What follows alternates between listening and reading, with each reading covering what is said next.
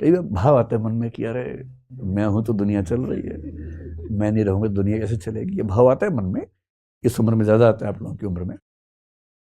जब जब कॉन्फिडेंस ज्यादा होने लगे तो ये अध्याय पढ़ लीजिए, भूगोल वाला। और जब कोई मुझसे कहता है ना कि मुझे बहुत कॉन्फिडेंस अपने ऊपर हो गया, जब कोई मुझे मिलता है बच्चा कि मैं ये कर दूंगा, मैं वो कर दूंगा, तो मैं उससे बोलता हूँ कि बेटा भूगोल का पहला अध्याय पढ़ लो एक बार। और ज्योग्राफी का चैप्टर 1 पढ़ने के बाद कॉन्फिडेंस कम हो जाता है। कम होना भी चाहिए, जरूरत से ज्यादा कॉन्फिडेंस ठीक भी तो नहीं है ना। और उस अध्याय को पढ़ के क्या पता लगता है?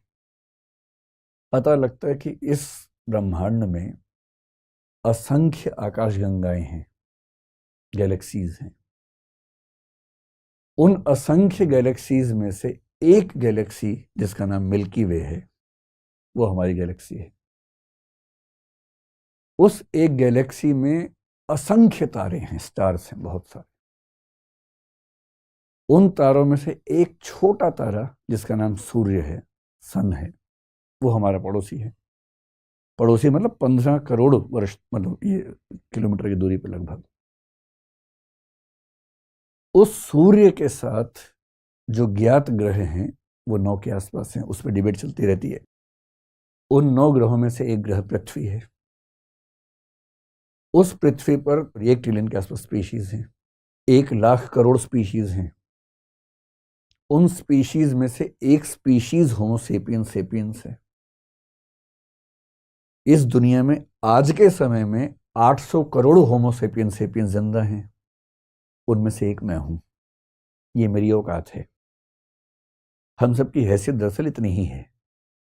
कई बार भाव आते हैं मन में कि अरे मैं हूं तो दुनिया चल रही है, मैं नहीं रहूंगा दुनिया कैसे चलेगी। ये भाव आता है मन में।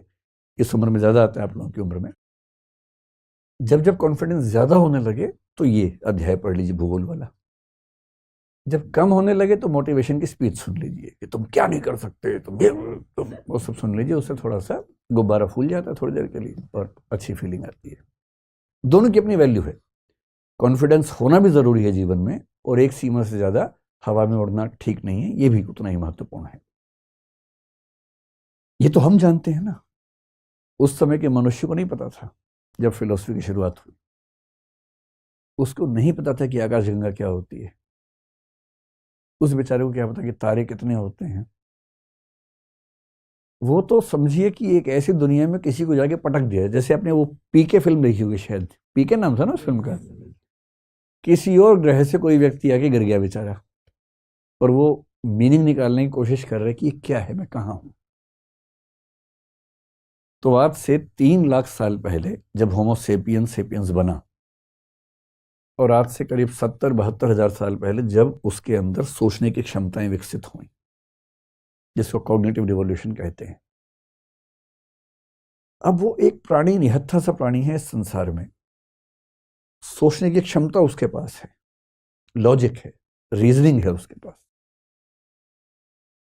और वो देख रहे कि सूर्य है, चंद्रमा है, पहाड़ हैं, नदियां हैं, बरसात आती है, पशु पक्षी हैं, कई पशु आते हैं, हमला करते हैं।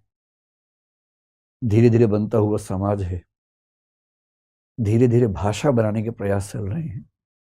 पहली बार राज्य बनाने का प्रयास चल रहा है जिसमें एक व्यक्ति शासन करेगा। इस पूरे स्ट्रक्चर को, इस पूरे संसार को समझने की कोशिश ये व्यक्ति कर रहा है। ये साइंटिस्ट नहीं है, क्योंकि साइंस का कंसेप्ट ही नहीं है। ये धार्मिक व्यक्ति भी नहीं, क्योंकि उस समय धर्म भी नहीं आया है।